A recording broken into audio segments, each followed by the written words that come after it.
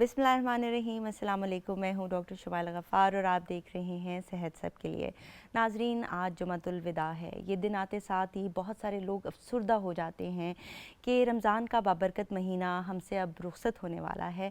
लेकिन बच्चे बड़े खुश होते हैं क्योंकि शॉपिंग का सिलसिला और ईद की तैयारी शुरू हो जाती है।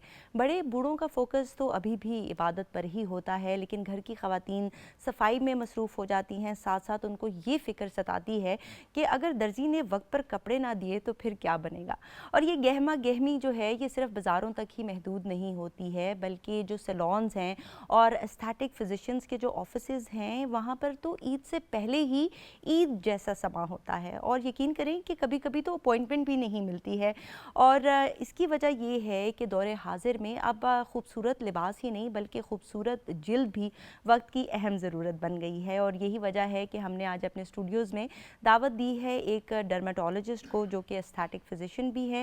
मैं बात कर रही हूँ डॉक्टर शाइना शाहिद की। अस्सलाम वालेकुम डॉक्टर शाइना। डॉक्टर शुमाइला, कैसी हैं आप? ठीक ठाक हैं? थैंक यू, अल्लाह का शुक्र। आप खैरियत से हैं? अल्हम्दुलिल्लाह बिल्कुल ठीक ठाक। आपका रमज़ान कैसा गुजर रहा है? आप तो बड़ी बिजी होंगी आजकल लोगों को रमज़ान में खूबसूरत बिल्कुल बनाने अभी में। आपकी बात बिल्कुल ही मैं उससे करूँगी क्योंकि हमारा लास्ट वीक अभी ये चल रहा है रमज़ान से पहले, और इतना रश है कि हमें वाकई अपॉइंटमेंट्स कैंसिल करना पड़ रही हैं। बल्कि मैं ऑन एयर में कोई देख रहा हो मैं उसको अपोलोजाइज़ करूँगी कि हम लोग नहीं ले सक रहे क्योंकि रश की वजह से आप फिर ना क्वालिटी नहीं दे सकते पेशेंट्स को। अगर आप एक पेशेंट को बहुत ज़्यादा रश में डाल दें ना तो वो बिल्कुल यही होता है। तो मैं सैलून्स में भी यही कहूँगी कि इतना रश ना क्रिएट करें ना, क्योंकि फिर आप क्वालिटी सर्विसेज नहीं दे सकेंगे अगर आप एक ही चीज़ पे ना एक ही पेशेंट के ऊपर या बहुत ज़्यादा पेशेंट्स को एक ही टाइम पे सर्व करने लग जाएंगे। अच्छा डॉक्टर शाइना, एम आई राइट कि ये ट्रेंड वाकई ही अब बदल गया है कि सिर्फ दर्जी की मिन्तें नहीं होती बल्कि एस्थेटिक फिजिशियन की भी मिन्तें हो रही होती हैं कि डॉक्टर साहिबा मुझे अपॉइंटमेंट दे दें। तो रमज़ान किस तरह से हमारी जिल्द को अफेक्ट करता है? Because it is the biggest organ in our body ना, ये हमारे जिस्म का सबसे बड़ा हिस्सा है। तो जब हम रोज़े रखते हैं तो हमारी जिल्द किस तरह से मुतासर होती है? जिल्द जैसे अक्सर बार बार आप लोगों ने सुना भी होगा कि 70% हमारी वाटर जो बॉडी वेट है वो वाटर है। तो जाहिर सी बात है रमज़ान में हमारे ड्यूरिंग फास्टिंग वो सारा वाटर काफ़ी हद तक निकल जाता है। 70% पूरा नहीं भी निकलेगा तो वो काफ़ी हद तक आपकी बॉडी से ना न्यूट्रिएंट्स और वो थोड़ा सा फ्लश आउट हो रहे होते हैं। तो ये होता है कि रिंकल्स ज़्यादा पड़ रहे होते हैं और लोग थोड़ा सा कैजुअल हो जाते हैं, थोड़ा सुस्ती भी होती है, तो स्किन केयर भी नहीं कर सक रहे होते, जाहिर सी बात है इबादत पे भी फोकस हो रहा होता है। तो यही होता है कि पानी की कमी और वो ना पूरा नहीं हो रही होती, तो उससे थोड़ा सा इफ़ेक्ट होता है। लेकिन एट द सेम टाइम मैं ये कहूँगी कि रमज़ान में स्किन अच्छी भी बहुत हो जाती है। मतलब मुझे लगता है कि इबादत जो आपके इंटरनली जो आपको सुकून और अल्लाह ताला ने जो एक प्लान किया हुआ है ना, वो स्किन की रिजुविनेशन भी हो रही होती है एट द सेम टाइम ना। बिल्कुल रमज़ान में तो यानी बड़ा बेनिफिशियल इसका इफेक्ट है आपकी स्किन पर। अच्छा डॉक्टर साहिबा, बहुत सारे लोगों का फोकस होता है रमज़ान में कि इबादत तो करनी है लेकिन साथ साथ वेट लॉस भी करना है। अब हम ये जानते हैं कि जब भी वेट लॉस होता है तो अचानक से स्किन वगैरह डल हो जाती है। तो आप ये बताइएगा कि किस तरह से वेट लॉस भी करें और स्किन भी फ्रेश रहे, क्योंकि अब तो ईद भी आने वाली है। तो एवरीबडी वांट्स कि उनकी जो स्किन है वो शाइन करे और चमक रही हो ईद वाले दिन। बेसिकली तो यही है कि वेट लॉस तो अब देखिए 3 दिनों में या 4 दिनों में वेट लॉस तो हो नहीं सकता, तो उसमें ये क्या बैलेंस डाइट की तरफ लिया। स्किन आपकी अच्छी हो सकती है, ग्लोई स्किन इंशाल्लाह 3 डेज़ में हो सकती है। उसमें आप ये कर सकते हैं कि एक तो ये कि लोग ज़रा फ्रूट चाट की तरफ आ जाएं ना। आजकल ना एक ट्रेंड चल पड़ा है कि नहीं जी फ्रूट चाट नहीं खानी क्योंकि उसमें कैलोरीज बड़ा है, उसमें ग्लाइसीमिक इंडेक्स बड़ा ज़्यादा है, लेकिन एट द सेम टाइम जो स्किन को न्यूट्रिएंट्स चाहिए ना वो सारे उस फ्रूट चाट में है। अगर आप चीनी नहीं डाल रहे हैं ना और उसमें साथ आप लेमोनेड ले लें, अगर आप ये अफ्तारी में कर रहे हैं ना और साथ खजूर ले रहे हैं और साथ सालन रोटी नॉर्मल जो खा रही हैं, फ्राइड चीज़ें ना खाएं, तो आपको आप देखना इंशाल्लाह स्किन आपकी ना प्रॉपर ग्लो कर रही होगी। और साथ कैफीनेटेड ड्रिंक्स जो है ना वो थोड़ा अवॉइड कर लें आप ना, तो उससे भी बहुत फ़र्क पड़ जाता है। यानी कि फ्रूट चाट खानी है और चाय अवॉइड करनी है। और जिस तरह कि आपने कहा कि रमज़ान का हमारी स्किन पर ये बड़ा अच्छा इफेक्ट आता है कि हमारी पॉजिटिव थॉट्स होती हैं, हम रिलैक्स हो जाते हैं, तो डेफिनेटली फिर वो हमारी जिल्द पर नज़र आने लग जाता है। तो इंशाल्लाह हमारी ईद अच्छी गुजरने वाली है। और रात को इबादत ज़रूर करें, क्योंकि मैंने देखा जो आप रात को इबादत करते हैं ना, अच्छा आप वैसे जाग रहे होंगे ना तो आपकी आंखों के नीचे आइट बैग बैग्स होंगे या फिर डार्क सर्कल सुबह उठ के। लेकिन अगर आप रात को इबादत कर रहे हैं ना और आप सुबह उठे, आप देखें आपका चेहरा इतना फ्रेश होगा, क्योंकि मुझे लगता है कि जो एक रात की इबादत है वो आपका एक फेशियल भी हो जाता है उसमें। जो मैंने उनके अब लंबा सजदा कर रहे हैं, आप क़याम कर रहे हैं, तो उसमें आपकी स्किन की सर्कुलेशन बहुत इंप्रूव होती है। तो इबादत तो अल्लाह ताला के लिए करें, लेकिन आपको बेनिफिट एक ये बहुत एक्स्ट्रा मिल सकता है। हाँ, यानी दीन के साथ साथ आपको दुनियावी फ़ायदे भी मिल सकते हैं। अच्छा, एक ट्रेंड आजकल चल पड़ा है बीबी ग्लो का, कि 3 दिनों का मेकअप किया टेम्पररी और उससे ग्लो आ गया, शाइन आ गई, तो क्या ये भी आपके पास लोग आते हैं करवाने के लिए? बेसिकली वो ये कि एक सॉर्ट ऑफ टैटूइंग है ना, कि आप अंडर द कारपेट अपने प्रॉब्लम को कर रहे हैं। तो बीबी ग्लो मैं तो ऐसा नहीं रिकमेंड करती, क्योंकि देखिए फ़र्ज़ करें मिलाजमा के पेशेंट्स हैं या टैनिंग हो गई है, तो आप बीबी ग्लो के लिए आए हैं, उसमें ये होगा कि आपके ऊपर चेहरे के ऊपर एक ना मेकअप परमानेंट सा लगा देंगे जो आपका रहेगा, लेकिन उसका नुकसान ये होगा कि वंस वो निकलेगा तो आपकी स्किन मोर डल, मोर पिगमेंटेड हो जाएगी। अच्छा। तो ये मैं एक मैसेज ज़रूर दूंगी कि बीबी ग्लो से थोड़ा आ जाएं वापस, आप स्किन केयर अपनी प्रॉपर करें। अगर आपने करना है तो आप स्किन ट्रीटमेंट की तरफ जाएं, स्किन को अंडर द कारपेट जो मसले हैं ना उनको ना डालें।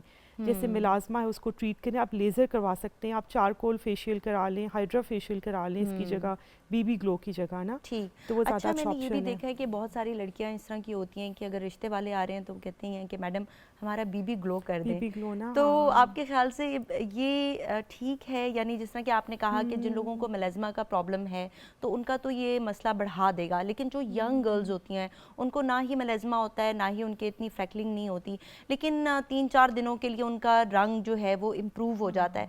तो ये जो हमारा एक कल्चर बन गया है कि गोरी रंगत ही खूबसूरत रंगत शुमार की जाती है, आप इसके बारे में क्या कहेंगी? और आपके पास जब पेशेंट आता है, अगर उनकी सांवली रंगत है, तो आप उनको क्या रिकमेंड करती हैं?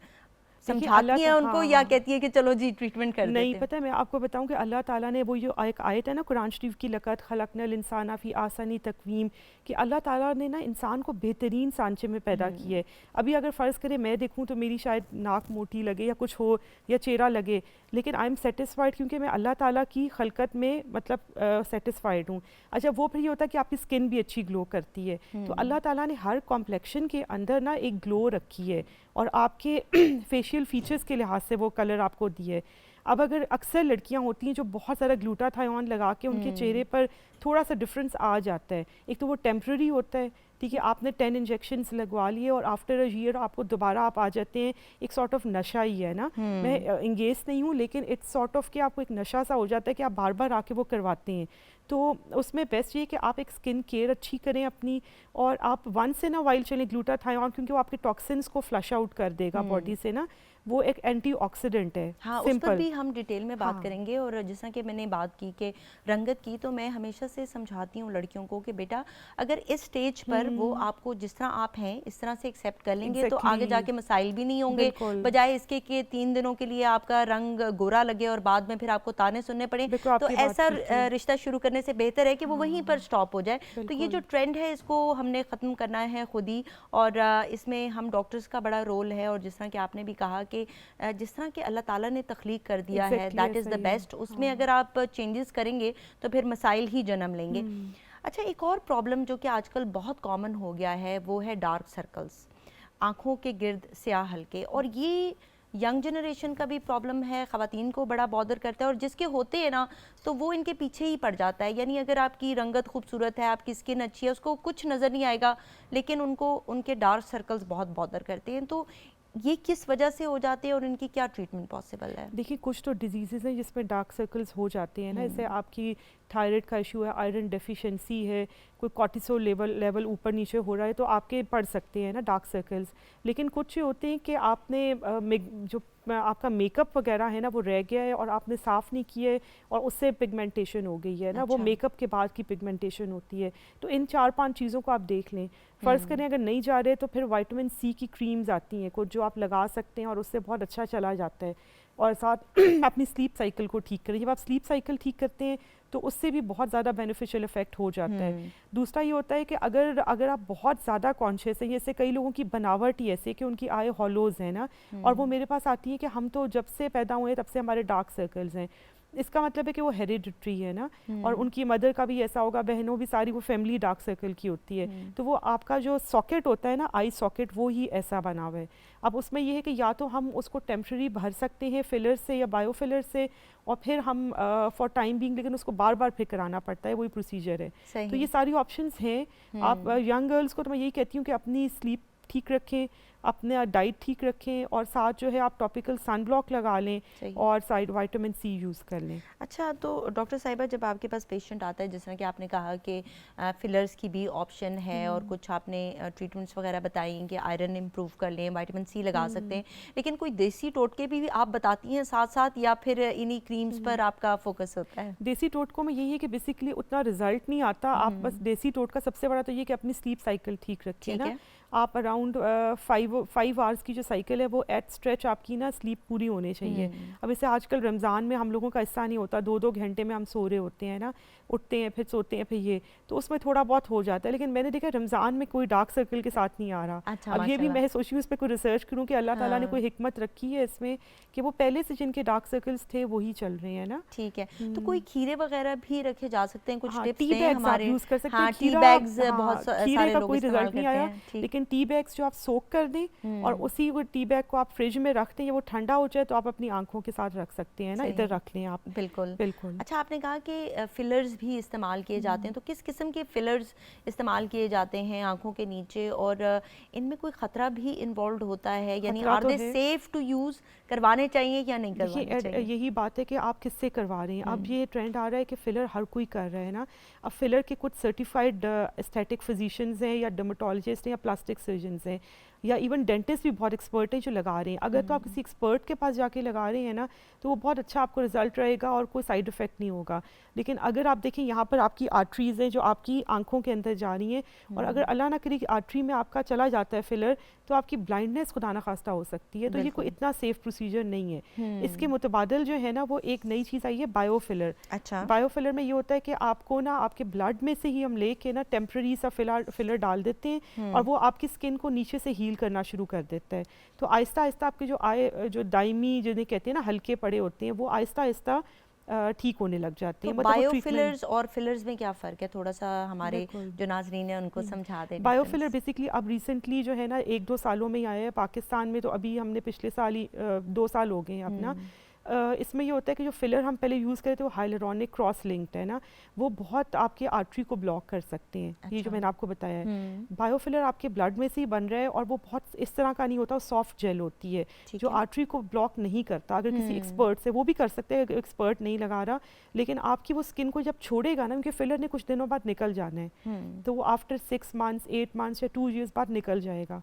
अगर बायोफिलर होगा तो वो नीचे से आपके जो है ना नेचुरल कोलेजन और नेचुरल हाइलुरोनिक को बना देगा। अच्छा। तो जब वो निकलेगा ना बॉडी में से, तो वो आपकी स्किन को बेहतर छोड़ देगा इंशाल्लाह। यानी कि एक नेचुरल ही चीज़ है, आपकी बॉडी से ही ले रहे हैं और आपकी बॉडी में ही डाल रहे हैं, दोबारा से इंजेक्ट कर रहे हैं, तो उसके नुकसानात उस तरह से नहीं है जिस तरह की एक चीज़ जो है जो कि लैब में तैयार की गई है। अच्छा, थोड़ा सा बात करते हैं, आपने कहा कि जिस तरह अगर ये सेफ हैंड्स में नहीं होगा तो आर्टरी जो है उसकी नेक्रोसिस हो सकती है, उसकी पूरी जो टेरिटरी है खुदा ना खास्ता वो जब आर्टरी ब्लॉक हो जाती है तो आपको वहाँ पर ब्लड नहीं मिलेगा, और बहुत ही एक जिसे कहते हैं ना केओस आपके फेस पर क्रिएट हो सकता है। नाजरीन, अगर ये कोई एक्सपीरियंस डॉक्टर नहीं करा, तो आजकल ट्रेंड हो गया है कि आप सैलून पे जाते हैं और वहाँ पर बहुत सारे प्रोसीजर्स हो रहे हैं। अच्छा, यहाँ तक कि उन्होंने लेज़र की मशीनें भी रखी हुई हैं, उनके टेक्नीशियंस हैं और वो लेज़र की मशीन से इस्तेमाल करें। इस पर मैं आपसे दोबारा से पूछूंगी। यहाँ पर कॉलर है, उनको लेते हैं। अस्सलाम वालेकुम, कौन कहाँ से बात करें? वालेकुम सलाम जी। वालेकुम सलाम, मैं सलमान बात कर रहा हूँ सरगोदा से। जी, सवाल पूछिएगा। सवाल ये है कि मैम, मेरी छोटी सिस्टर है, 14 साल उसकी उम्र है, तो उसके ना चेहरे पे एक दद्दरसी नहीं होती, वो निकल आई थी। अच्छा, ठीक है जी। तो वो कोई जड़ी बूटी वगैरह लगाई है मैं अम्मी ने ना घर से, तो वो तकरीबन ठीक हो गई है। उसके बाद उसके ना ब्लैक से निशान तो बन गए हैं, वो निशान नहीं खत्म हो रहे, उसके बारे में पूछना था। अच्छा, उसी जगह पर बन गए या पूरे फेस पे बन गए? उसी जगह पे जिस वो खत्म तो हो गई है, बिल्कुल खत्म हो गई है दद्दर वगैरह। अच्छा अच्छा, तो ठीक है उसके ना निशान बन गए हैं, वो निशान नहीं खत्म हो रहे, ब्लैक से बन गए। ठीक है। अच्छा, जब ये उतरी थी तो वहाँ से क्या कोई खून वगैरह भी निकला था, और क्या ये सूरज में ज़्यादा जा रही हैं? उसके बाद कोई केयर की थी उन्होंने? केयर जी उन्होंने की थी, जब ये हो रही थी तो पानी वगैरह मवाद वगैरह बहुत ज्यादा निकल रहा था वहां से ना। ठीक है, तो तो अब स्कारिंग हो गई है। आप कोई सवाल पूछना चाहेंगे इनसे? नहीं बिल्कुल, आपका एक ही जगह पर दर्द थी या पूरे फेस के ऊपर थी? नहीं, दो जगह पे, फेस के ऊपर राइट साइड पे, एक लिप के नीचे, एक जो है ना ऊपर थोड़ा सा। और गोल सा था या फिंसी सी बनी हुई थी? गोल गोल गोल सी बनी थी। अच्छा, गोल सी थी, ठीक है। फिर जी। फंगल इन्फेक्शन ही ठीक है, हम आपके सवाल का जवाब देते हैं। बहुत शुक्रिया आपने कॉल किया। जी, बेसिकली फंगल इन्फेक्शन ना टीनिया होता है, गोल सा जो फेस के ऊपर आ जाता है इस एज ग्रुप में। उसमें ये होता है कि आपने अब जो इनका इशू चल रहा है ना, वो ये है कि पोस्ट इन्फ्लेमेटरी हाइपरपिगमेंटेशन, कि उन्होंने कुछ भी लगाई है जो जड़ी बूटी और जलाने के काम करती है ना स्किन को, तो वो स्किन जल गई है। अब ये है कि वो धद्दर इसलिए नज़र नहीं आ रही क्योंकि स्किन जली हुई है ना, धद्दर शायद अपनी जगह पर ही हो। तो उसमें इनको बेस्ट तो यही है कि कोई आप एक तो पहले डॉक्टर से रुजू राजमन करें, वरना ऊपर क्रीम वगैरह लगा लें। एक तो फ्यूसी कॉट क्रीम या फ्यूडिक एज क्रीम आती है, वो लगाएं फ़िलहाल। और फिर उसको ना ब्लीच आउट करने के लिए जो निशान रह जाएगा ना काले रंग का, उसको ब्लीच आउट करने के लिए हमारे पास क्लिगमैन फार्मूला आता है, वो डिफरेंट होता है। उसमें 3 क्रीम्स मिक्स करके हम लगाते हैं। उसमें आप डिफरेंट ब्रांड्स का यूज़ कर सकते हैं, साइटॉन प्लस या फिर आप रिट्रीव क्रीम, लेकिन उसको 2 घंटे रात को लगाना है। सही। और उसके बाद कोई सन ब्लॉक वगैरह उसके बाद भी इस्तेमाल डेफिनेटली करना है? सन ब्लॉक सुबह के टाइम, और जब भी धूप में जाएं या चूल्हे के सामने जाएं तो सन ब्लॉक लगाना है।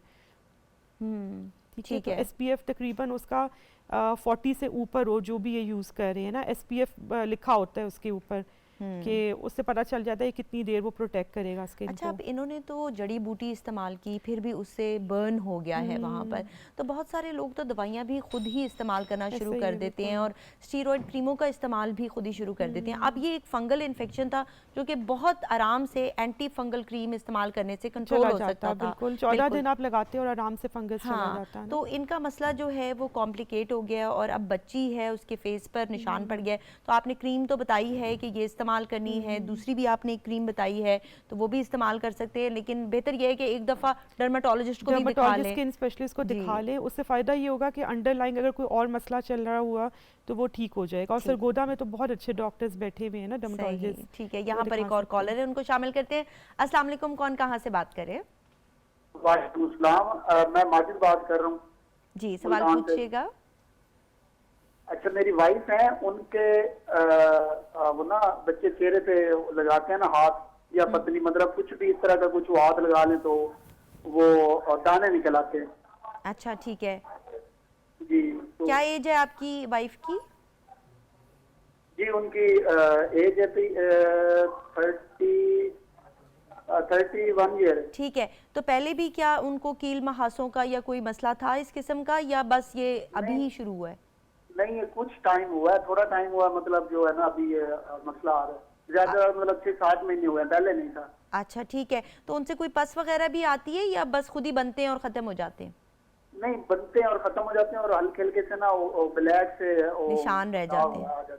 ठीक है डॉक्टर साहब, आप अगर कोई सवाल पूछना चाहेंगी। और वैसे उनका जो है, चलिए बिल्कुल ठीक है, वो मैं आपको बता देती हूँ, ये आम एक्नी ही है। ठीक है, बहुत शुक्रिया आपने कॉल किया। सवाल का जवाब सुनिएगा। जी, एक्नी जो है ना वो इस एज ग्रुप में वैसे होती नहीं है, लेकिन कभी कभार ज़िंदगी में पहली दफ़ा भी एक्नी 30 के बाद हो जाती है।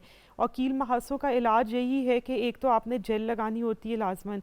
अब मैं टोटका इसलिए नहीं बताऊंगी कि पैरास्टामोल पीस के मुंह पे लगा लें, क्योंकि वो फिर वही बात होती है, किसी को सूट करता है किसी को नहीं होता है ना। तो जेल होती है वो विटामिन ए की, वो रात को चेहरे पे लगा लें, 2 घंटे से शुरू करें, क्योंकि विटामिन की जितनी ए की प्रोडक्ट्स है ना, रेटिनॉइड्स जिनको हम कहते हैं, रेटिनॉइड्स या रेटिनॉल्स जिन्हें कहते हैं, वो हमेशा स्किन को शुरू में पील करती है। अच्छा। तो हमने स्किन को प्राइम करना होता है फॉर 2 वीक्स। 14 दिन आप लगाएं। अगर 14 दिन के बाद पीलिंग नहीं हो रही तो फिर ओवरनाइट मतलब पूरी रात लगा सकते हैं। अच्छा, कुछ होती है माइल्ड होती है जो आप सिंपल जेल से चली जाती है। कुछ होता है कि आपको ओरल ट्रीटमेंट को साथ ऐड करना पड़ता है। ओरल ट्रीटमेंट में हम फिर डिफरेंट मॉडलिटीज़ होती हैं, पहले हम माइल्ड के लिए करते हैं, फिर मॉडरेट, फिर सीवियर के लिए ना। तो अब ये इनका तो ये कि मेरे में जो बता रहे हैं ना कि ऑफ एंड ऑन है, तो इनका विटामिन ए क्रीम सबसे बेस्ट है ना, वही लगा लें। अच्छा, कोई भी ले ले सकते हैं बाजार से विटामिन ए नहीं, या इसका कोई नहीं, नाम मतलब है? कोई नाम है, आइसोटिन जेल है, ठीक है, आइसोटिन जेल या एडेप्को फोर्ट नाम से आती है, ठीक है। वो ये लगा लें, रात को 2 घंटे से शुरू करें और फिर 14 दिन लगाने के बाद आप ओवरनाइट बेशक लगा लें। ठीक उससे है। ये होगा कि निशान भी आहिस्ता आहिस्ता मद्धम हो जाएंगे। और सन ब्लॉक, वही बात है कि सन ब्लॉक नहीं इसके लगाएंगे बाद तो फिर ज़रूरी है। हाँ ठीक है, चूल्हे तो के ये सामने 2 भी घंटे आपने कहा है उससे स्टार्ट करनी है, तो 2 घंटे बाद इन्होंने धो लेनी है? बिल्कुल। ठीक है, यहाँ पर कॉलर है, उनको शामिल करते हैं। अस्सलाम वालेकुम, कौन कहाँ से? वालेकुम अस्सलाम, साजिदा फ्रॉम पेशाब। जी, सवाल पूछिएगा। जी, डॉक्टर साहब से पूछना था कि मेरी ना स्किन अनइवन हो जाती है ना।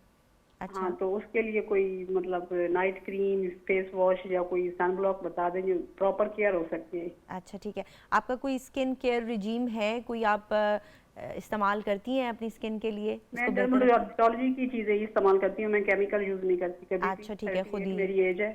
ठीक है। और ये जो अनइवन स्किन टोन है, ये कब से हो रही है आपको? ये मतलब हो जाती है, गर्मियों में अक्सर हो जाती है। ठीक है। सर्दियों में चेहरा ठीक रहता है। हाँ, सही है। तो बहुत ये अच्छा कोई सवाल है आपका।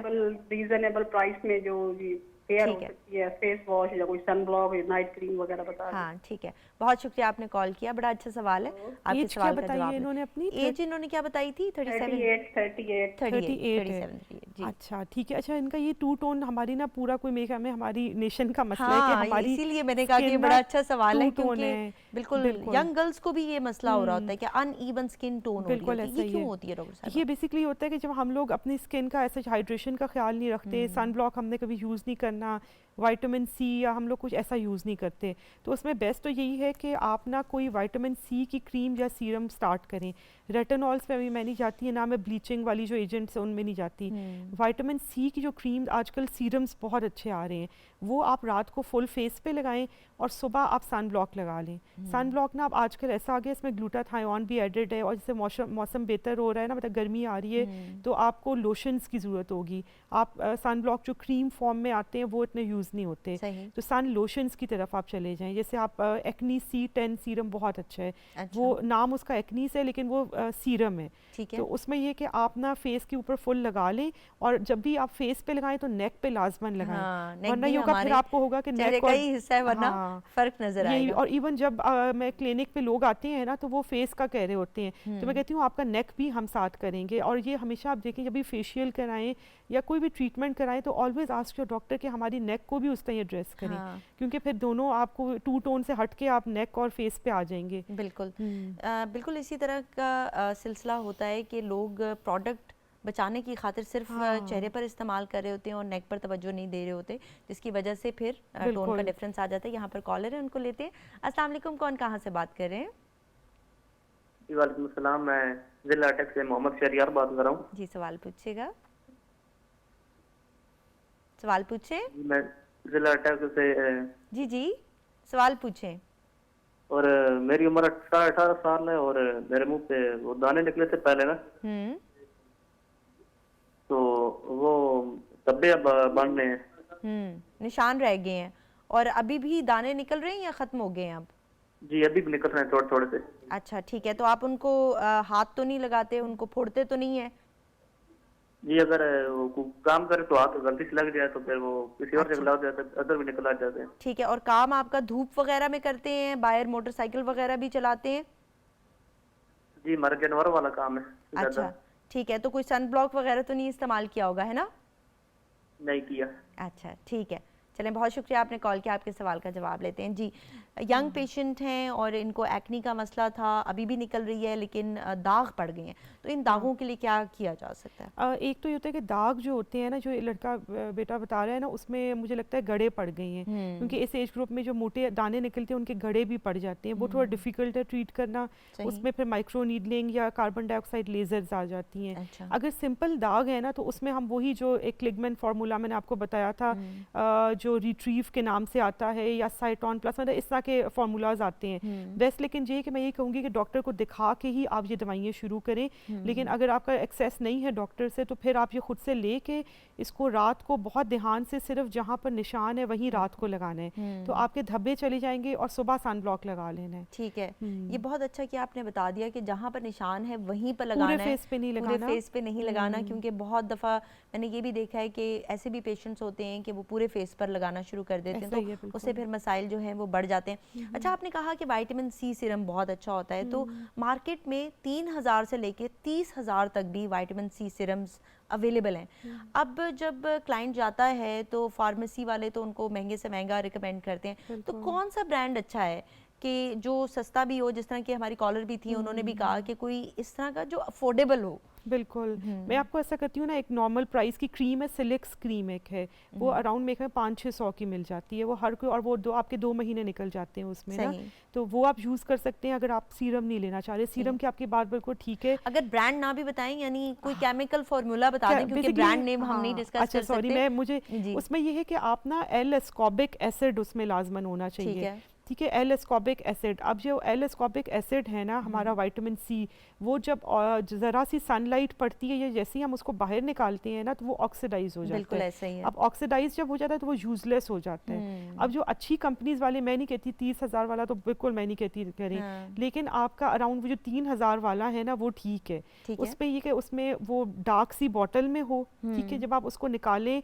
तो वो फ़ौरन आपने अपने चेहरे पे लगा लेना है उसी वक्त। उसको ये नहीं कि आपने हाथ पे पहले लगाया तो फिर आपने, क्योंकि उसी दौरान वो ऑक्सीडाइज हो जाएगा, उसका रिजल्ट नहीं आएगा फिर। तो ये एक थोड़ा सा है कि आप उसमें कर सकते हैं ना। अच्छा, मैंने इंटरनेट पे देखा था बड़े इस किस्म के टोटके भी आ रहे थे कि आप जो है वो माल्टों का छिलका ले लें, माल्टों का छिलका उसको पका लें और उससे भी आप विटामिन सी सीरम बना सकते हैं। क्या वाकई ऐसा है? बेसिकली देखिए, एल एस्कॉर्बिक एसिड वही बात है कि वो तो ऑक्सीडाइज हो जाएगा जैसे ही हम उसको पकाना, लेकिन ये कि आप रॉ जो है ना, आप वही बात है कि जो छिलके हैं ना उसके अंदर से उसका वाइट एरिया निकाल के आप उसको स्क्रबिंग कर सकते हैं, उससे हैंड्स के लिए कर लें, फेस पे अगर आपका इरिटेशन नहीं होता तो आप उससे कर लें, फ़र्क पड़ता है, उससे भी थोड़ा बहुत पड़ जाता है, लेकिन एग्जैक्ट जो आप चाह रहे हैं ना उस किस्म का मसला फिर नहीं हल होता। अच्छा, ये वाला सवाल मैंने आपसे इसलिए किया क्योंकि मेकअप रूम में भी काफ़ी ख़वातीन ने मुझे कहा कि जी डॉक्टर साहिबा से ये ज़रूर पूछ रहे हैं कि हमने सन ब्लॉक कौन सा इस्तेमाल करना है और एक्नी के लिए कौन सा होना चाहिए, ऑयली स्किन के लिए कौन सा होना चाहिए,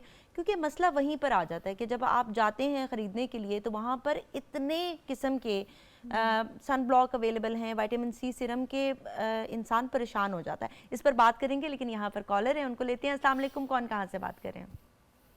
वालेकुम सलाम, मैं आलिया बात कर रही हूँ पूर्णिया से। जी आलिया, सवाल पूछिएगा। सवाल पूछे। मेरा सवाल ये है कि चेहरे पे ना दाने बनते हैं और दाग बन जाते हैं और आंखों के नीचे हल्के बन जाते हैं। अच्छा, ठीक है। उम्र क्या है आपकी? 18 साल। अच्छा, और कब से ये मसला हो रहा है आपको? ये तकरीबन 12-13 साल से हो रहा है। अच्छा, ठीक है, ठीक है। किसी डॉक्टर को दिखाया है आपने?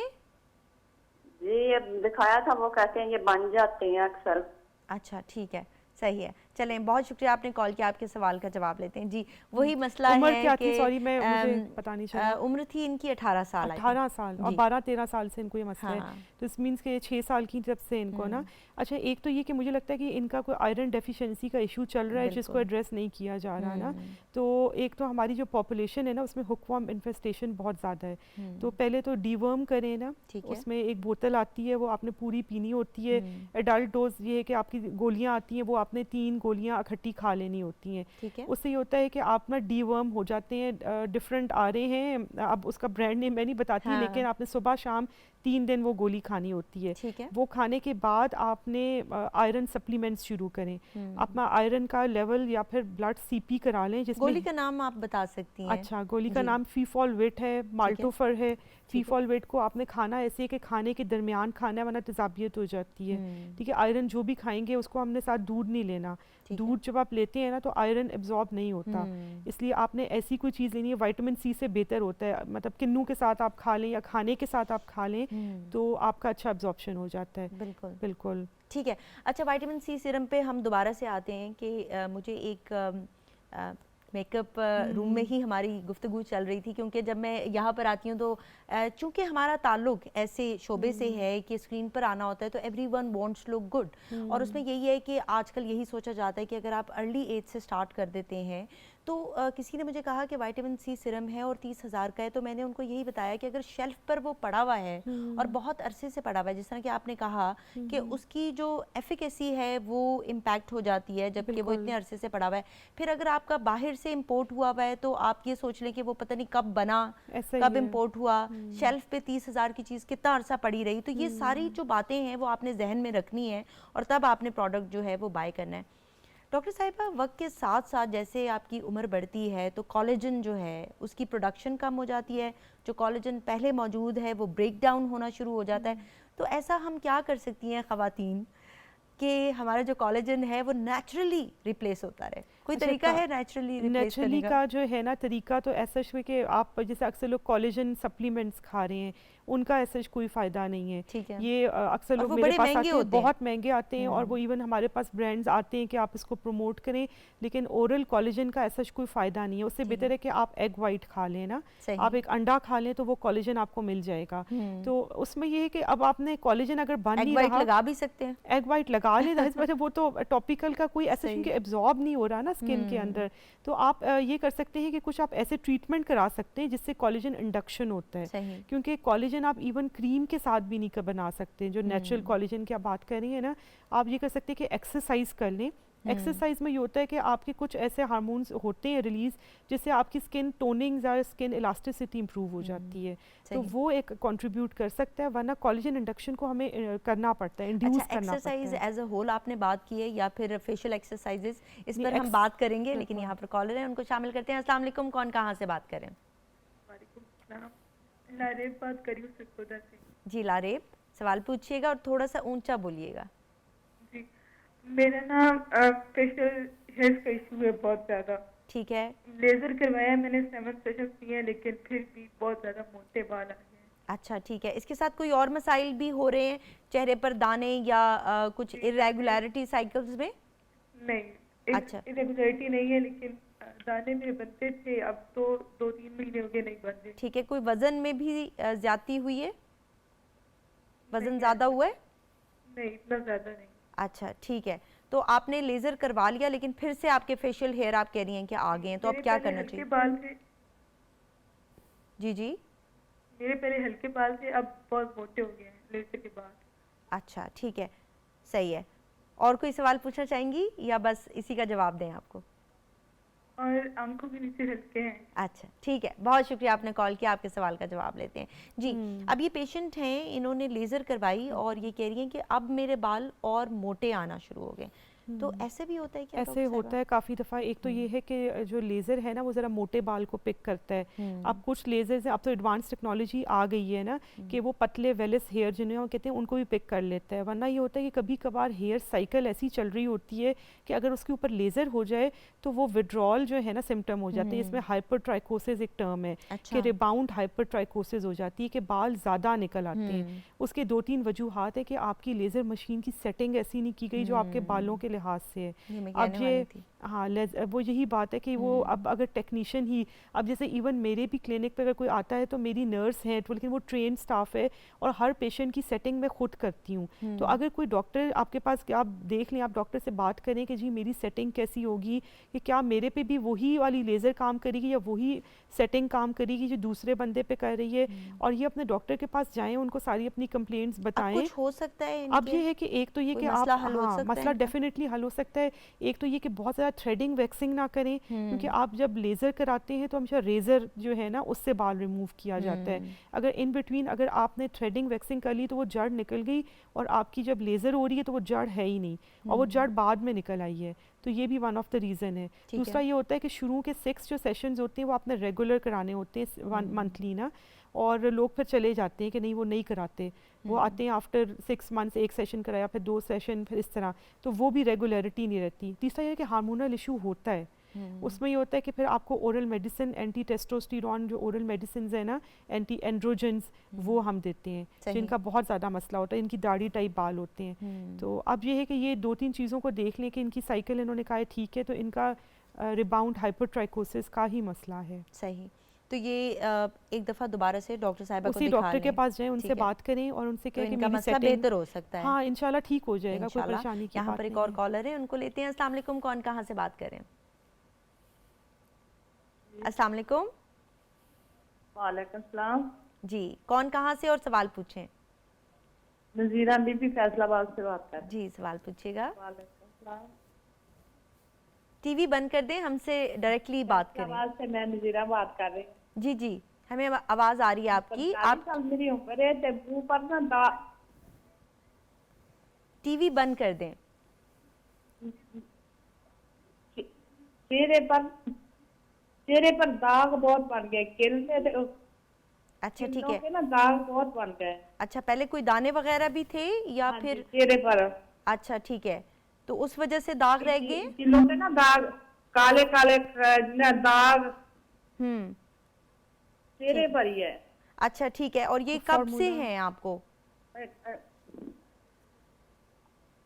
तो जो किल नहीं निकल, अच्छा, दो कील दिन पर ही- निकल रहे हैं इनको। अच्छा ठीक है। कील है, हाँ, छाइयाँ तो नहीं है? छाइयाँ तो नहीं है कहीं साल ये? डेढ़ हो जिनको गया। आप दाग कह रही हैं, कहीं ये छाइयाँ तो नहीं है?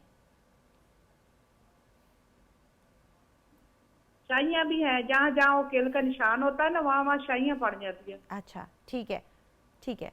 चलें, बहुत शुक्रिया आपने कॉल किया, आपके सवाल का जवाब लेते हैं। जी, अच्छा, एक तो इनकी आवाज़ सही नहीं हाँ, आ रही आवाज़ थी। का पता नहीं चला। हाँ जी। छाई या कील जो है ना, कील तो खैर डिफरेंट फ्रेकल्स को मेरे ख्याल में ये कह रही है ना, वो फ्रेकल्स थोड़ा हेरिडिटरी होते हैं कि फैमिली में रन कर रहे होते हैं। छाइयों की जो है ना, एक वन ऑफ द वजह जो हमारी बेल्ट में या हमारे एरिया में ना जो बहुत ज़्यादा है, वो ये फार्मूला क्रीम्स भी हैं जो रिबाउंड पिगमेंटेशन करती हैं। जो अगर आप जैसे अब कुछ नाम मैं ले दूँ तो आपको पता चल जाएगा, जैसे इवन बहुत अच्छे अच्छे ब्रांड्स हैं, face fresh, fair and lovely या इस किस्म के और भी ब्रांड्स हैं। वो ये करते हैं कि आपकी ना अचानक से मर्करी कंटेंट को बहुत ज़्यादा करते हैं, और जब वो छोड़ते हैं ना तो आपकी छाई यहाँ बन जाती है। अच्छा। तो रंग गोरा करने वाली जो आम ज़बान में हम क्रीम है, वो हर किस्म की है। बहुत हैरान होते हैं लोग, अच्छा इसमें भी है। तो आपने ये करना है कि रंग गोरा करने वाली क्रीम से आप बाहर निकल आएँ और फिर छाइयों की क्रीम को इस्तेमाल करना पड़ेगा। और छाई इस तरह नहीं जाएगी, छाई को बहुत टाइम लगता है। आपने अंदरूनी फैक्टर्स भी होते हैं, बैरूनी भी होते हैं, तो आपने हार्मोनल वही इश्यूज भी होते हैं, हार्मोनल जिसकी वजह इश्यूज भी से हो होते हैं। तो जाता वही सन ब्लॉक सबसे पहले यूज़ करें, ये तो शुरू करें ना कि चूल्हे के सामने जाते हुए या फिर धूप में जाते हुए सन ब्लॉक लगाएंगे। ये ना बड़ा मुश्किल काम है डॉक्टर साहिबा। नहीं, हम आसान है, कहते तो आदत हैं हो जाती है। हाँ, लेकिन इसकी आदत डालनी पड़ती है। अच्छा, हमने बात की कि किस तरह से गोरा करने वाली क्रीमों में मरकरी डली हुई होती है, स्टीरॉइड्स डले हुए होते हैं। और मैं तो इतनी परेशान होती हूँ, मैंने देखा है कि अक्सर यंग गर्ल्स वो जो फेशियल वॉश यूज़ करी हैं उसमें भी वो वाइटनिंग वाला है, जो क्रीम इस्तेमाल करी हैं वो भी वाइटनिंग वाला है, जो सन ब्लॉक इस्तेमाल करी हैं वो भी वाइटनिंग वाला है। तो इतनी जो है, अगर मिकदार में आप स्टीरॉइड्स और वाइटनिंग क्रीम्स में जो मरकरी डला हुआ है वो आपकी स्किन पे लगेगा तो फिर क्या उसका हशर होगा, इस पर बात करेंगे। लेकिन यहाँ पर कॉलर है, उनको लेते हैं। अस्सलाम वालेकुम, कौन कहाँ से बात करें? अस्सलाम वालेकुम। वालेकुम अस्सलाम। असदुल्ला मैलसी से। सवाल पूछिएगा। जी, वो डॉक्टर साहिबा से मेरा एक सवाल है कि वो मेरे चेहरे पर ना दाने निकल आए थे और अब थोड़े थोड़े गने और ब्लैक निशान है। अच्छा ठीक है, उम्र क्या है आपकी? 18 ईयर। अच्छा, और अब तो नहीं दाने निकल रहे आपको? नहीं नहीं, अभी तो फिलहाल नहीं निकल रहे। अच्छा ठीक है, चलें। कोई सन ब्लॉक वगैरह लगाते हैं आप? नहीं नहीं, वो मैंने पूछ रहा था भाई, ये रेज के जरिए भी हो सकता है? अच्छा ठीक है, बिल्कुल। लेज़र आप पूछ रहे हैं कि इसकी हो सकती है कि नहीं। ठीक है, आपके सवाल का जवाब लेते हैं। बहुत शुक्रिया आपने कॉल किया। अच्छा, ये बड़ा कॉमन प्रॉब्लम बनता जा रहा है और ये जो हमारी यंग पॉपुलेशन है इनमें एक्ने भी बढ़ गई है। फिर यही वजह है कि साथ धब्बे भी पड़ जाते हैं और जिस तरह के इन्होंने कहा कि गड़े पड़े हुए हैं, तो इनकी क्या ट्रीटमेंट हो सकती है? क्योंकि ये बड़ा बॉदरसम होता है। जिनको होते हैं तो उनका एक तो सेल्फ कॉन्फिडेंस भी शैटर हो रहा होता है, फिर लोग भी उनको एहसास दिला रहे होते हैं। क्योंकि हमारी जो डेफिनेशन है खूबसूरत होने की वो यही है कि आपकी स्किन क्लियर हो। तो इसमें क्या हो सकता है? उसमें ये होता है कि आपकी बात ठीक है कि आजकल नहीं, वैसे हर दौर का ही मसला था। जब भी टीनेज अब लड़के और लड़कियां आते हैं तो उनका सीबम ग्लैंड ज़्यादा होता है, हाइपर एक्टिव, जिसकी मतलब ऑयल ग्लैंड आपका ना एक्टिव होता है, जिसकी वजह से एक्नी होती है। और कुछ लोग जो छीलते हैं ना ख़ास तौर पे या इलाज टाइमली नहीं कराते तो उनके गड़े पड़ जाते हैं। अब गड़ों का वही बात है कि मैंने आपको जैसे बताया था कि माइक्रो नीडलिंग या PRP ये चीज़ें बेहतर है ना, ये आपका कोलेजन नेचुरली बना देंगी जिससे आपकी स्किन लिफ्ट हो जाएगी। कुछ वही पे बायोफिलर वाली है कि जो गड़े बहुत डीप हैं उनमें हम फिल कर देते हैं बायोफिलर ना, तो वो फिर स्किन स्मूथ हो जाती है। फिर तीसरी ऑप्शन जो है ना वो है कार्बन डाइऑक्साइड लेज़र। लेकिन लेज़र और अब इससे भी एडवांस टेक्नोलॉजीज़ आ गई हैं, RF विद माइक्रो नीडलिंग, ये सारा कुछ ना। लेकिन मैंने देखा है कि बेसिक माइक्रो नीडलिंग भी ना, तो वो सस्ती पड़ती है, RF बहुत महंगा पड़ जाता है पेशेंट्स को, तो माइक्रो नीडलिंग हर पैकेज में आता है, हर क्लिनिक का अपना होता है, लेकिन डिपेंड करता है कि कौन किस तरीके से कर रहा है। तो किसी एक्सपर्ट अच्छे डर्मेटोलॉजिस्ट से आप PRP या माइक्रो नीडलिंग करा लें। ठीक है, वो इतनी एक्सपेंसिव भी नहीं है, इतनी एक्सपेंसिव नहीं है जितनी बाकी प्रोसीजर्स है ना। और ये है कि अगर किसी रिमोट एरिया में है तो वो वंस अ मंथ एक करानी होती है, आप एक दफ़ा आके करा लें कहीं पर भी जो आपके करीब सिटी है। उसके अलावा देखिए क्रीम हम लगाएंगे ना तो क्रीम से गड़े तो नहीं भरेंगे, लेकिन निशान चले जाएंगे, सन ब्लॉक से डेफिनेटली चले जाएंगे और स्मूदर लुक आ जाएगी।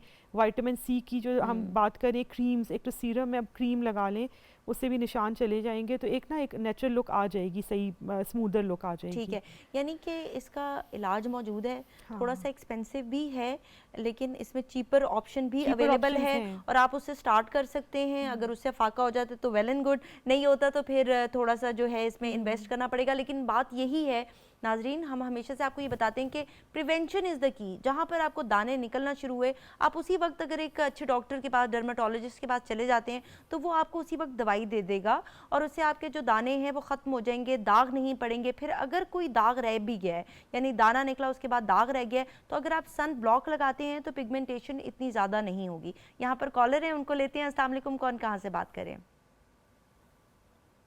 अस्सलाम वालेकुम जी। वालेकुम अस्सलाम जी, साकिब मुगल सियाल शरीफ से बात कर रहे हैं। साकिब, सवाल पूछिएगा जी, क्या हाल, ठीक हो? अल्हम्दुलिल्लाह। अच्छा, हमारे हाथों के ऊपर दाने हैं, जो सीमेंट होता है ना दीवारों पर लगाते हैं, हाँ हाँ, या खाद होती है, इनसे रिएक्शन किया है, इसका कोई जवाब दीजिए। तो इस पे खारिश वगैरह भी आती है? खारिश उस वक्त नहीं होती जब दाने से पानी आता है, उस वक्त खारिश होती है। अच्छा, पानी भी आता है, ठीक है। जी, जी। और ये जिस्म के किसी और हिस्से पर भी है? नहीं नहीं, किसी जिस्म के और हिस्से पर नहीं है, सिर्फ हाथ के तलियों पर है। अच्छा ठीक है, और आप सीमेंट का काम करते हैं तो उसके बाद आपको लगता है कि ये मसला बढ़ जाता है? नहीं नहीं, सीमेंट का काम करते हैं हम, डॉक्टर हैं, टेक्नीशियन हैं जानवरों के। अच्छा अच्छा, ठीक है ठीक है, सॉरी मुझे समझने में गलतफहमी हुई। ठीक है, अच्छा, और कहीं पे भी नहीं है, खारिश भी नहीं आती है, कोई नहाने के बाद भी खारिश वगैरह नहीं महसूस होती, सिर्फ जब पानी सा रिसता है तब आपको मसला होता है? जी जी, दाने से जब पानी निकलता है इस वक्त थोड़ा सा ही खारिश। आप कोई सवाल पूछना चाहेंगे? नहीं बस ठीक है, कॉन्टैक्ट डर्मेटाइटिस ही है, आपको एलर्जी का मसला है, आपने कॉल किया जी। पॉम्फिलिक्स इसको हम कहते हैं मेडिकल टर्म में, और आम इसमें हम वही जो है धद्दर या एक्जिमा वगैरह ना वो कह सकते हैं। इसमें ये होता है कि आपको ना थोड़ी सी क्रीम्स होती हैं जो थोड़ी, अच्छा स्टीरॉयड हम बहुत गलत समझने लग गए। स्टीरॉयड कुछ हमारा जो है ना कई चीज़ों पे यूज़ करना है, अब अक्सर मरीज आके कहते हैं हमें स्टीरॉयड ना दें। स्टीरॉयड जहाँ यूज़ करना है वहाँ आपने करना है, वो इलाज ही उसका है ना, लेकिन आपने डायरेक्ट स्किन पे नहीं लगाना। आपको क्रीम मिलेगी, ऐसे मिल जाती है क्लोबीडर्म क्रीम, क्लोबीटासोल प्रोपायोनेट मिक्स करनी है आपने, वेजलीन पेट्रोलियम जेली जो बगैर खुशबू वाली है, उसमें आप इक्वल क्वांटिटी में मिक्स कर लें और उसको फिर आप हाथों पे सुबह शाम लगाएंगे। और साथ एंटी एलर्जिक ले सकते हैं जब इनको खारिश हो ना, एंटी एलर्जिक कोई भी आप ले लें, उसमें ये होता है कि खारिश नहीं होगी। अगर खारिश नहीं हो रही तो फिर एंटी एलर्जिक गोली ना लें, सिर्फ क्रीम 14 दिन लगाएं तो ठीक हो जाएगा। और इनको ये भी फिगर आउट करना होगा कि किस चीज़ से irritant, definitely irritant most probably इनका यही है, जिसको ये इनका प्रोफेशन है ना, वेटनरी डॉक्टर बता रहे हैं, तो ये ग्लव्स पहन के काम करें, जो रबर के स्कॉच ब्राइट के ग्लव्स आराम से मिल जाते हैं, वो आप लगा लें, पहन के ना वो काम करना है। और साथ आपने ये करना है कि साबुन की एहतियात करें, मेडिकेटेड सोप्स ना यूज़ करें। हाँ बिल्कुल, ये बहुत ज़रूरी है क्योंकि ये भी इंक्रीज़ करता है ना। बिल्कुल ऐसा ही है। घर में जो मेडिकेटेड सोप्स हैं उनको निकाल दें और आम सिंपल जो रेगुलर सोप्स हैं ना वो यूज़ करें। बिल्कुल, क्योंकि हम लोग बहुत सारे सोप्स ये सोच कर कि ये मेडिकेटेड हैं, इस्तेमाल कर रहे होते हैं, तो उसके फ़ायदे के बजाय नुकसान होना शुरू हो जाता है। यहाँ पर आखिरी हमारे कॉलर हैं, उनको शामिल करते हैं। अस्सलाम वालेकुम, कौन कहाँ से बात कर रहे हैं? वालेकुम सलाम, मैं मेलसी से बात कर रही हूँ, नसीम बीबी जी। सवाल पूछे मैम। मेरा ये क्वेश्चन है कि मेरे फेस पे पहले बहुत अरसा पहले दाने निकले थे लेकिन खत्म हो गई। अच्छा, बिल्कुल क्लियर है, बट अब जैसे एलर्जी हो जाती है इस तरह ना फेस पे रगड़े ना, पुश करे किसी भी उंगली को, मतलब जैसे पुश करे तो छोटे छोटे से दाने महसूस होते हैं आपको? जी जी, दाने निकल रहे हैं और जैसे कील से होते हैं ना वैसे अंदर जेल के अंदर बने हुए हैं। ठीक है, एज क्या है आपकी? एज मेरी है 19। इसके लिए कुछ इस्तेमाल किया है या नहीं? नहीं, बिल्कुल भी कुछ नहीं यूज किया। मैं यूज कर रही हूँ, एलोवेरा यूज कर रही हूँ। अच्छा, ठीक है, बहुत शुक्रिया आपने कॉल किया। आपके सवाल का जवाब लेते हैं। अच्छा, ये प्रॉब्लम भी बहुत आम होता जा रहा है कि इस तरह से सैंड पेपर लाइक स्किन हो जाती है कि अगर आप हाथ फेरते हैं तो आपको स्मूथ नहीं महसूस होती, बल्कि छोटे छोटे इस तरह से आपको दाने महसूस होते हैं। तो ये क्यों बन जाते हैं और क्या किया जा सकता है? इसको ना केराटोसिस पाइलरिस कहते हैं कि आपकी स्किन खुदरी सी होगी। ये जो आमतौर पे टीनेज बॉयज़ और गर्ल्स में हो जाता है। आपके बाजुओं पे भी खुदरी स्किन होगी, फेस पे भी होगी ना। तो उसके लिए होता है कि आपके कुछ फेस वॉशेज़ और वही लोशंस आती हैं जिनके अंदर लैक्टिक एसिड और सैलिसाइलिक एसिड होता है, वो इन्होंने ओवरनाइट लगाना होता है। अच्छा। और कुछ फेस वॉशेज़ हैं जिसमें सैलिसाइलिक एसिड भी है।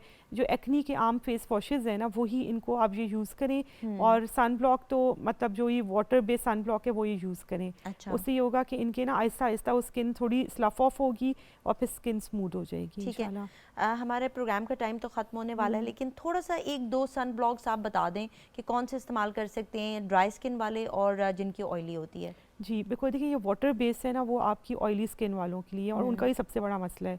नाम बता दें आप थोड़ा सा। उसमें ये कि प्रोटीसन सन ब्लॉक है जो सन लोशन है, उसमें ग्लूटाथायोन है और साथ एक सोलर मैक्स सन क्रीम है। दोनों ऑप्शंस ठीक है, आप इनमें से कोई भी यूज़ कर सकते हैं। ये ड्राई स्किन वाले या ये ऑयली स्किन वालों के लिए। जो ड्राई स्किन वाले हैं उनमें आप ये सनब्रेला सन ब्लॉक है, नाम भी ईजी सा ही है, मतलब सनब्रेला टाइप ना, और यूवेल फोर्ट ये भी है अच्छी। और इसके अलावा ये कि आप स्किन को, जो ड्राई स्किन वाली हैं वो पहले मॉइस्चराइज कर लें स्किन को और फिर सन ब्लॉक लगाएं। अब सब ये कि अब मौसम चेंज हो रहा है तो आप डायरेक्ट सन ब्लॉक भी लगा सकते हैं। ठीक है, यानी अगर आपने मॉइस्चराइज नहीं किया तो आप जो सन ब्लॉक लगा रहे हैं वही बिल्कुल, जो ऑयली स्किन वाली है वो मॉइस्चराइजर यूज ना करें, वो डायरेक्ट सन ब्लॉक लगाएं। बिल्कुल, क्योंकि फिर बहुत ज़्यादा जो है वो ऑयल प्रोडक्शन होने लग जाती है। Thank you so much for joining us today doctor Shaina. जी नाज़रीन, प्रोग्राम आपने देखा, उम्मीद है कि पसंद आया होगा आपको प्रोग्राम। हमने कोशिश की कि बहुत सारी चीज़ों को कवर किया जाए, लेकिन स्किन है, बहरहाल बहुत सारी चीज़ें रह गई, इस पर मज़ीद हम गुफ्तगू करेंगे आने वाले प्रोग्राम्स में। अपना ख्याल रखिए, मुस्कुराते रहिए और हेल्दी ईटिंग कीजिए। टेक केयर, अल्लाह हाफ़िज़।